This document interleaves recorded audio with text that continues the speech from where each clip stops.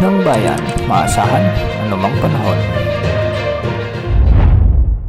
Magandang araw po sa ating lahat. Narito na ang pinakahuling update sa binabantayan pa rin nating si Tropical Storm Krising at sa magiging lagi ng ating panahon sa susunod na 24 oras. Sa kasalukuyan ay nakakaranas na ng mabagyong panahon ang malaking bahagi ng Northern Luzon habang patuloy namang lumalapit sa kalupaan si Bagyong Krising sa Northern Cagayan. Kung mapapansin natin ay malawak ang kaulapang sakop nito at ang diametro ng bagyo ay umaabot na sa 550 kilometers mula sa gitna.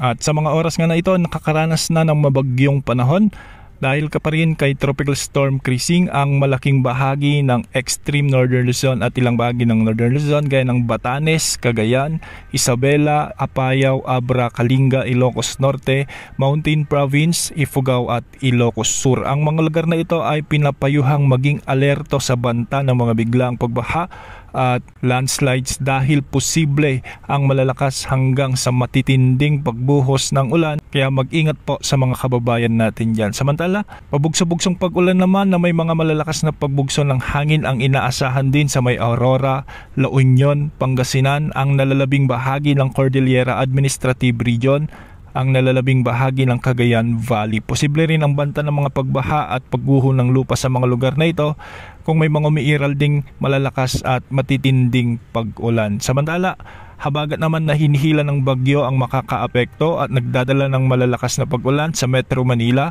Zambales, Bataan, Cavite, Batangas, Occidental Mindoro, Palawan, Western Visayas, ang Negros Island Region. Posible rin ang banta ng mga flash floods at landslides sa mga lugar na ito kung may mga katamtaman at malalakas at minsan ay matitinding pag-ulan. At para naman sa nalalabing bahagi ng Luzon, Central Visayas at Zamboanga Peninsula ay magkakaroon naman ng mga occasional rains, dulot pa rin ng habagat at hindi rin inaalis ang banta ng mga pagbaha at pagguho ng lupa kung may mga katamtaman at malalakas na pag-ulan. Para naman sa nalalabing bahagi ng ating bansa ay magkakaroon naman ng maulap na papawirin na may mga kalat-kalat na pag-ulan at pagkidlat pagkulog. Dulot pa rin ito ng umiiral na southwest monsoon. Samantala, matataas na pag-alon naman ang inaasahan sa mga baybayin ng Central Luzon. Dulot ito ng pinagsamang epekto ng bagyo at ng habagat. Para naman sa mga baybayin ng Southern Luzon, Visayas at Mindanao ay posible ang mga pag-alon hanggang 3.4 meters. May nakataas na gale warning ngayon sa extreme Northern Luzon dahil nga sa epekto ng bagyong si Krising. Antabayan na ng mga susunod na updates ukol kay bagyong Krising dahil posibleng may kasunod pa ito sa mga susunod na araw at posibleng pangalanan nito bilang bagyong Dante.